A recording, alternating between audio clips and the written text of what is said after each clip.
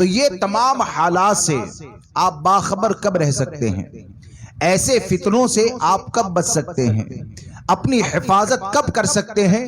علماء اہل سنت کی صحبت اختیار کریں، جماعت رضائے مصطفیٰ سے جڑیں، اور جماعت رضائے مصطفیٰ سے جڑ کر آپ اپنے عقیدے اور اپنے عمل کی حفاظت کی کوشش کریں۔ یہاں پر ایک بات یہ ہو سکتی ہے اور آتی بھی ہے کہ بھئی جماعت رضائے مصطفیٰ سے جڑ گئے تو بار بار کسی نہ کسی کے ساتھ اختلاف، شرعی معاملات کی بنیاد پر کسی نہ کسی سے اختلاف یا اور بہت سے معاملات کھڑے ہوتے ہیں۔ تو یہ جو معاملات کھڑے ہوتے ہیں نا، تو اس بات کو یاد رکھ کر چلیں، یہ قرب قیامت ہے۔ کیا ہے یہ؟ قرب قیامت ہے۔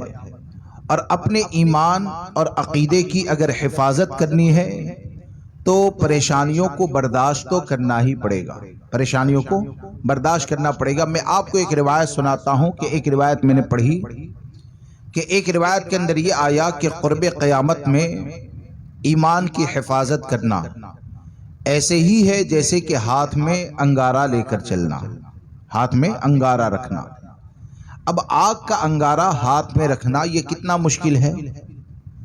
اب آگے کیا ارشاد فرمایا گیا کہ یہ انگارہ اگر ہاتھ سے گرے گا تو ایمان جلائے گا۔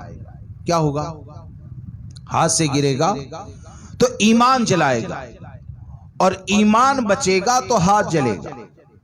یعنی دو صورتیں ہمارے سامنے رکھی گئی کہ وہ انگارہ اگر ہاتھ سے گرا تو ہاتھ میں پکڑ کے رکھنا یہ کتنا مشکل ہے۔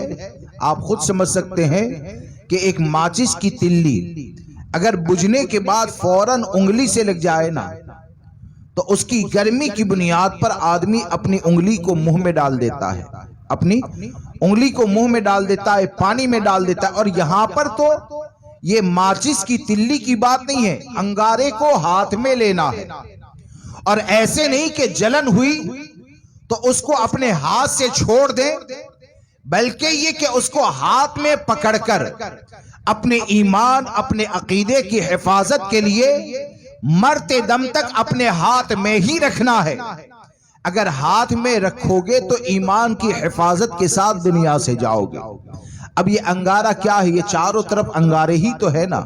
یعنی رافضیت کا فتنہ، آج کچھ بولنے کے لیے جائے تو ایک بڑی مصیبت بڑی پریشانی کھڑی ہو جائے، کبھی گالی سننی پڑے، کبھی کچھ اور برداشت کرنا پڑے۔